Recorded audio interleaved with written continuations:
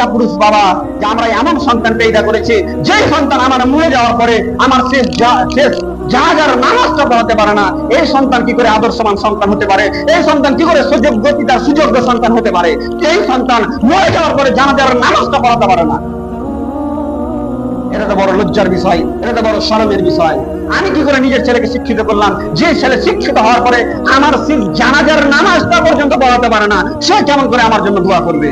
আমি কি করে বাবা হতে পারলাম যে বাবা জীবন্ত অবস্থায় থেকে নিজের সন্তানকে 5 ওয়াক্ত সালাত আদায় মেরে পিঠা করাতে পারলাম না? ছেলে খাটতে যায় না, ছেলেকে বাড়ি থেকে বের করে দিলাম। ছেলে 1 মাস খান খরচ দিয়েছে, ছেলের বাবারে গ্রামের লোক মিলে একবারে বিচার বসিয়ে দিলাম। ছেলে যে কত বছর ধরে 5 ওয়াক্ত সালাত আদায় করেনি, এই জন্য কয়দিন বলেছি যে ছেলে তোমাকে আমি আর ঘর থেকে বার করে দিব। আপনি কি করে আদর্শবান সন্তান হলেন? আগেই তো আপনাকে বলেছি, বৃক্ষ তোমার নাম কি, ফলে পরিচয়। আদর্শ পিতামাতা হওয়ার জন্য কি প্রয়োজন?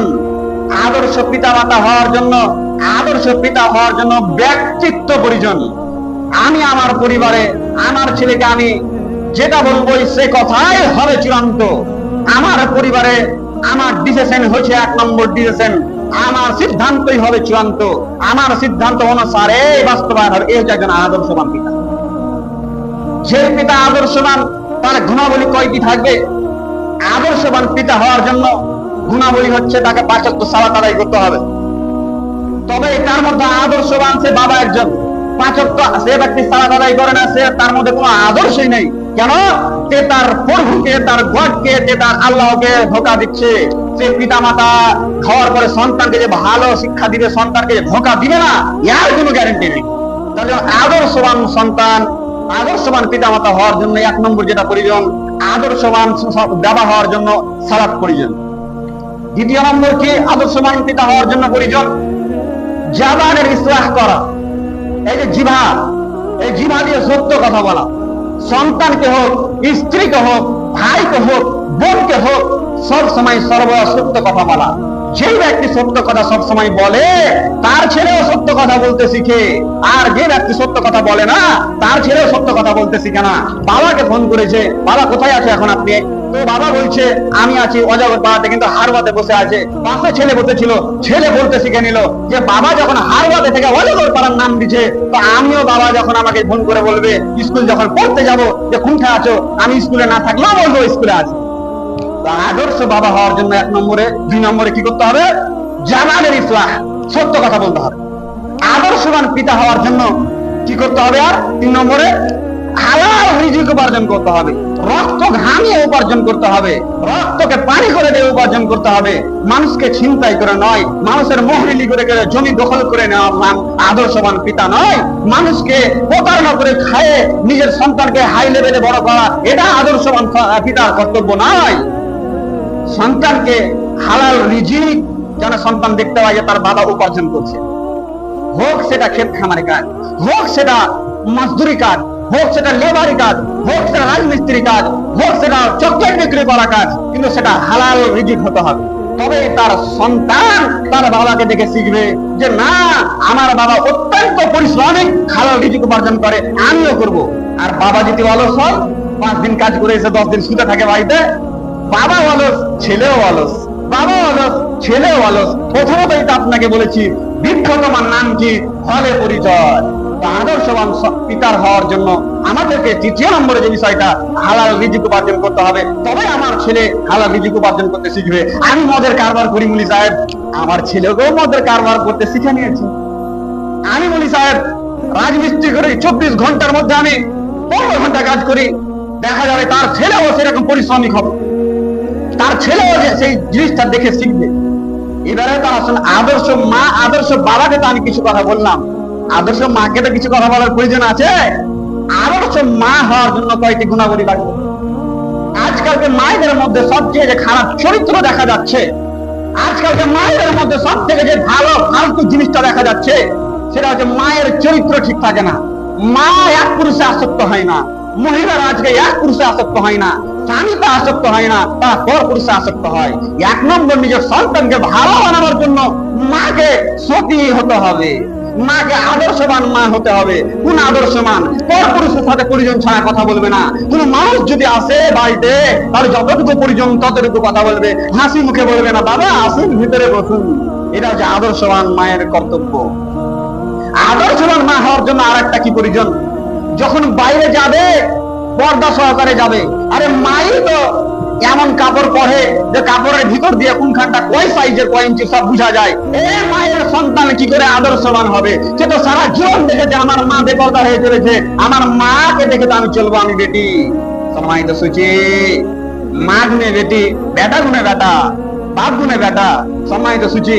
তার জন্য মাকে আদর্শবান সন্তান পালন করার জন্য পর্দা, পুশিদা, আদব, আখলাক, সুন্দর চরিত্র রাখতে হবে। কিন্তু আজকে বর্তমান সময়ে আমরা যদি এই বিষয়টা পর্যবেক্ষণ করি, আমাদের মায়েদের বুকে তো ওড়না নেই, সন্তানের বুকে কি করে ওড়না থাকবে? সম্মানিত সুচি, আজকে তো আমাদের মায়েদের, আমাদের বোনদের ক্যারেক্টার, আখলাক, সুন্দর চরিত্র নেই। তারা পরকীয়া, তারা অপর পুরুষে আসক্ত, তার সন্তান পেট থেকে কি করে ভালো হবে?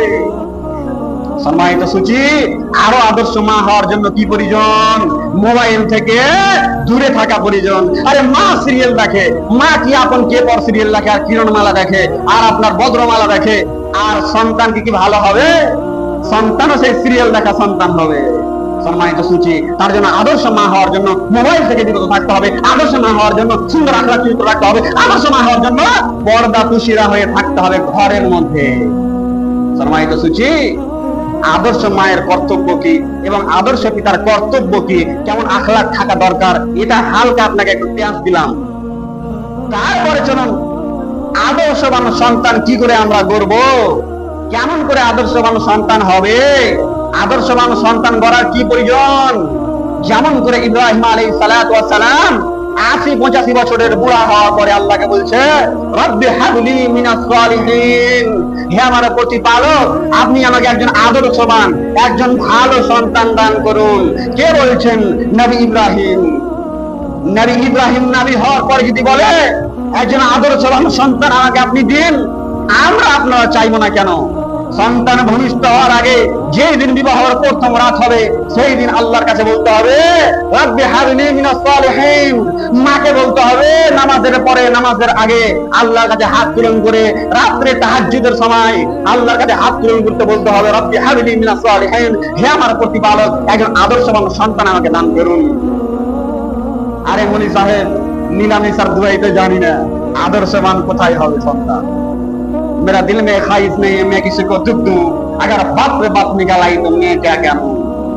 সম্মানিত সুচি, তাহলে কি করে সন্তান আদর্শবান হবে? একজন সন্তান আদর্শবান আল্লাহর কাছে চেয়ে নিতে হবে। যেমন করে ইব্রাহিম আলাইহিস সালাতু ওয়াস সালাম আদর্শবান সন্তান আল্লাহর কাছে চেয়েছে। আজকে কি আমরা চেয়েছি আমার সন্তান একটু ভুল করলে বলি মরে যায় না কেন? আমার সন্তান একটু ভুল করলে তাকে আমি বদদুয়া দিই, তাকে আমরা তিরস্কার করি, তাকে আমরা ঘিঞ্চনা লাঞ্ছনা দিই, তাকে আমরা বিভিন্ন ধরনের ভাষা, অশ্লীল ভাষাতে কথা বলি, নিজের বেটাকে সালা বলে থাকে, নিজের বেটাকে বে বলে থাকে, অশ্লীল অশ্লীল ভাষা ইউজ করে থাকি।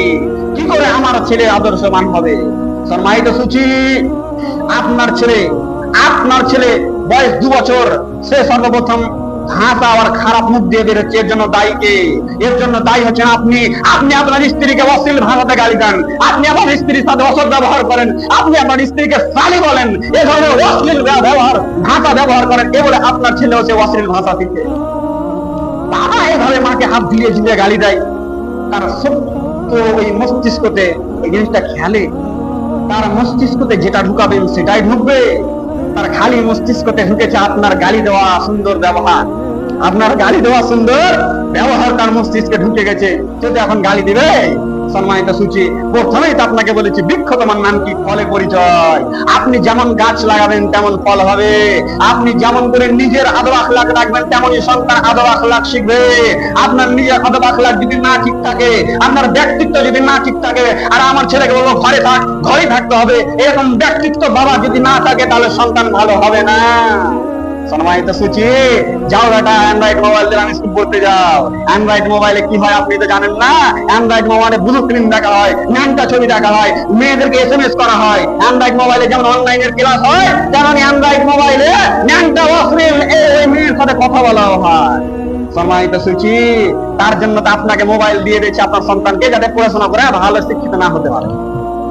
তারপরে চলুন আর একটু আমরা এগিয়ে যাই। আদর্শবান সন্তান করার জন্য পিতা মাতাকে সবসময় আল্লাহর কাছে দোয়া করতে হবে এবং পিতা মাতার আখলাক উন্নত মানের হতে হবে, চরিত্র উন্নত মানের হতে হবে, তবে একজন আল্লাহ বারাক ওয়া তাআলা আদর্শবান সন্তান দান করবে। আর আদর্শবান সন্তান পালন করে কি লাভ জি মুনি সাহেব? আরে মুনি সাহেব, ছেলেকে 30 বছর ধরে আরবি পড়াবো, আপনাদের মতো মাদ্রাসায় পড়িয়ে কি লাভ হবে? শেষ পর্যন্ত জাহির খেয়ে বেড়াবে, শেষ পর্যন্ত চেপলিয়ে আদায় করে বেড়াবে, কি লাভটাই হবে মুনি সাহেব? দেখান তো একটু দেখি। সম্মানিত সুচি, আপনার পরিবর্তনের জন্য এখানে কথা বলছি। একজন ছেলেকে আদর্শবান শিক্ষা, কোন শিক্ষা আদর্শ? যে শিক্ষা অর্জন করার পরে পিতামাতার মুখে লাথি নয়, পিতামাতার মুখে অন্ন তুলে দেয়। যে শিক্ষা অর্জন করার পরে পিতামাতাকে এইভাবে মাথার তাজ করে রাখে, পিতামাতার জুত্তা বহে বেড়ায়, পিতামাতার রোগ বিলোকে একটু শুধু পরে তাকে ডাক্তারখানা নিয়ে যায়। এটা হচ্ছে আদর্শবান শিক্ষা। আর এই শিক্ষা হচ্ছে কুরআনুল কারীমের শিক্ষা। সম্মানিত সুচি, চলুন আমরা আরো এগিয়ে যাই। আদর্শবান সন্তান করার পরে লাভ কি হবে? রাসূল পাক সাল্লাল্লাহু আলাইহি সাল্লামের একটি হাদিস রয়েছে, হাদিসের বর্ণনাকারী আবু হুরায়রা, আবু হুরায়রা রাদিয়াল্লাহু তাআলা আনহু বলেন, রাসূলুল্লাহ সাল্লাল্লাহু আলাইহি ওয়াসাল্লাম, ইযা মাতাল ইনসানু আন কাতা আনহু আমালু, রাসূল সাল্লাল্লাহু আলাইহি ওয়াসাল্লাম বলছেন, ইল্লা মিন সালাতাতিন জারিয়া, যে মানুষের মরণের পরে 3টা ভালো কাজ কবর পর্যন্ত পৌঁছাতে থাকে। মানুষের মরণের পরে 3টা ভালো কাজের আপনার প্রতিক্রিয়া নেকিটা কবর পর্যন্ত পৌঁছাতে থাকে। 1 নম্বর হচ্ছে কি, যে এক নম্বর বলছেন সাদাকাতিন জারিয়া, সাদাকায়ে জারিয়া করলে কবর পর্যন্ত নেকি পৌঁছাতে থাকে। যেটা আল্লাহর নামে সাদাকা করলাম, অফ করলাম, আল্লাহর নামে দান করলাম, মানুষের খিদমতের জন্য হোক, অথবা মসজিদ মাদ্রাসার জায়গা হোক, অথবা মসজিদ মাদ্রাসায় 10টা কোরআন, এতিম ছেলেকে 10টা জামা, এর প্রতিক্রিয়া কবর পর্যন্ত পৌঁছায়। তারপরে রাসূল সাল্লাল্লাহু আলাইহি ওয়াসাল্লাম হাদিসের দ্বিতীয় অংশে বলছেন, আল ইলমিন আকতাউ আও ইলমিন আকতাউ আও ইলমিন আনফাউ বিহি আও ওয়ালাদিন সালিহ। তারপরে রাসূল সাল্লাল্লাহু আলাইহি ওয়াসাল্লাম বলছেন, যে ব্যক্তি ইলম প্রদান করে, যে ব্যক্তি ইলম দান করে, তার ইলমের প্রতিক্রিয়া খবর পর্যন্ত পৌঁছায়। আমি কোরআন পড়তে জানি, আমার ছেলেকে কোরআন বলতে শিখালাম, আমি কোরআন পড়তে পারি, আমার ছেলে মেয়েদেরকে আমি কোরআনের শিক্ষা দিলাম, আমি মুলবি সাহেব, আমি 10টা ছেলেকে কোরআন শিখালাম, এর প্রতিক্রিয়া কবর পর্যন্ত পৌঁছায়। তারপরে রাসূল সাল্লাল্লাহু আলাইহি ওয়াসাল্লাম তৃতীয় অংশে বলছেন, আওয়ালাদুন সালিহ ইয়াদউ লাহু, যে সুসন্তান মরে যাওয়ার পরে পিতামাতার জন্য দোয়া করে, যে সন্তান মরে যাওয়ার পরে পিতামাতার জন্য দোয়া করে। আমরা পিতামাতার জন্য কয়েকদিন দোয়া করেছি, বেঁচে থাকাকালে তো বলি মনে মনে, আল্লাহ কখন যে মরবে, কখন যে আপদ দূর হবে, আর খিদমত করতে পারা যায় না, এইরকম ধরনের দোয়া করি। কখন যে মারা যাবে, জমি জায়গাটা ভাগ করে নিব, আরে সদরে ওই যে রজগতার রাস্তাতে 2 বিঘা জায়গা আছে, ওটা আমার নামে করবো, ওটা বহিনের নামে করা যাবে না। পিতামাতার নামে তো আমরা 24 ঘন্টা মনে মনে খারাপ দোয়া করছি যে কখন যে মারা যাবে। সম্মানিত সুচি, এই সন্তান কি করে আদর্শবান সন্তান হলো? তার জন্য তো আপনাকে বলছি, সন্তানকে কুরআনুল কারীমের শিক্ষা দেন। যে সন্তান মরে যাওয়ার পরে পিতামাতার জন্য দোয়া করবে, অকুর রব্বির হামহুমা কামা রাব্বা ইয়ানি সাগীরা, হে আমার প্রতিপালক, আমাকে আমার পিতামাতা যে সেই সব কাজে লালন পালন করেছে, তাদের প্রতি আপনি রহম করুন, তাদের প্রতি দয়া করুন। সম্মানিত সুচি, এই ধরনের দোয়া করবে পিতামাতার জন্য কে? ওই আদর্শবান সন্তান, ওই স্কুলে সিগারেট খেতে যাওয়া সন্তান নয়, ওই দাড়ি ছাড়া বাজেক্ত সালাত আদায় যে করে না ওই নয়, যে সালাত আদায় করে, যে নামাজ আদায় করে, যার মুখের মধ্যে দাড়ি রয়েছে, যার কাছে তাওহীদের জ্ঞান আছে, যার কাছে পিতামাতার সম্মান ইজ্জতের জ্ঞান আছে, সেই সন্তান দোয়া করবে। সুসন্তান সেটা ফ্রি ফায়ার খেলা আর দিলরুবা খাওয়া ছেলে নয়, আর মদ আর বিয়ার খাওয়া ছেলে নয়, সেটা একমাত্র কুরআনুল কারীম যার কাছে শিক্ষা আছে। আপনাকে আমি বলছি না যে মাদ্রাসায় পড়ে মুলবি করেন, আলেম করেন, এ কথা আপনাকে বলছি না। আলেম করেন ভালো কথা, আলেমের পাশাপাশি ডক্টর, মাস্টার, ইঞ্জিনিয়ার, প্রফেসর সবই করতে হবে, তো সবার পূর্বে কুরআনুল কারীম নিজের সন্তানের মস্তিষ্কে ভরতে হবে। সম্মানিত সুচি, এবারে আসুন, চলুন আরেকটু আমরা এগিয়ে যাই। তাহলে কবর পর্যন্ত নেক সন্তান যদি দুনিয়াতে রেখে যায়, তার প্রতিক্রিয়া কোথায় যাবে? কবর পর্যন্ত যাবে। নেক সন্তান যদি দুনিয়াতে রেখে যায়, সন্তানকে যদি আদর্শবান কোরআনের শিক্ষা দিয়ে যায়, তাহলে জানাজার পড়াবার জন্য বড় মুনি সাহেব বাড়ি চলে গেছে, ফোন করে ডাকতে হবে না যে মুনি সাহেব তাড়াতাড়ি এসো, আমার গ্রামে অমুক মানুষ মারা গেছে, বাপ মারা গেছে, তাড়াতাড়ি এসো মুনি সাহেব, জানাজা দিতে হবে, জানাজার পড়াতে হবে। হাইরে কাপুরুষ ছেলে, হাইরে কাপুরুষ বাবা, যে আমরা এমন সন্তান পেদা করেছি, যে সন্তান আমার মরে যাওয়ার পরে আমার শেষ জানাজার নামাজটা পড়াতে পারে না। এই সন্তান কি করে আদর্শবান সন্তান হতে পারে? এই সন্তান কি করে সুযোগ্য পিতার সুযোগ্য সন্তান হতে পারে? এই সন্তান মরে যাওয়ার পরে জানাজার নামাজটা পড়াতে পারে না। এটা তো বড় লজ্জার বিষয়, এটা তো বড় শরমের বিষয়। আমি কি করে নিজের ছেলেকে শিক্ষিত করলাম, যে ছেলে শিক্ষিত হওয়ার পরে আমার জানাজার নামাজটা পর্যন্ত পড়াতে করাতে পারে না, সে কেমন করে আমার জন্য দোয়া করবে? আমি কি করে বাবা হতে পারলাম যে বাবা জীবন্ত অবস্থায় থেকে নিজের সন্তানকে 5 ওয়াক্ত সালাত আদায় মেরে পিঠা করাতে পারলাম না? ছেলে খাটতে যায় না, ছেলেকে বাড়ি থেকে বের করে দিলাম, ছেলে 1 মাস কম খরচ দিয়েছে, ছেলের ব্যাপারে গ্রামের লোক মিলে একবারে বিচার বসিয়ে দিলাম। ছেলে যে কত বছর ধরে 5 ওয়াক্ত সালাত আদায় করেনি, এই জন্য কয়দিন বলেছি যে ছেলে তোমাকে আমি আর ঘর থেকে বার করে দিব। আপনি কি করে আদর্শবান সন্তান হলেন? আগেই তো আপনাকে বলেছি, বৃক্ষ তোমার নাম কি, ফলে পরিচয়।